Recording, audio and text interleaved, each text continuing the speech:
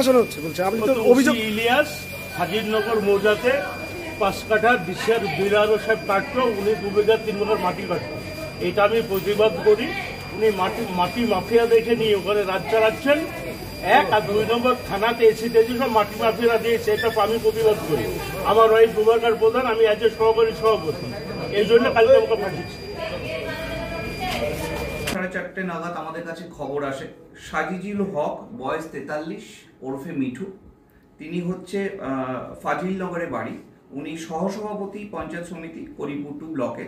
ওনার একজন সিকিউরিটি আছে যার নাম হচ্ছে জাহাঙ্গীর আলম, উনি আমাদের পুলিশের কনস্টেবল।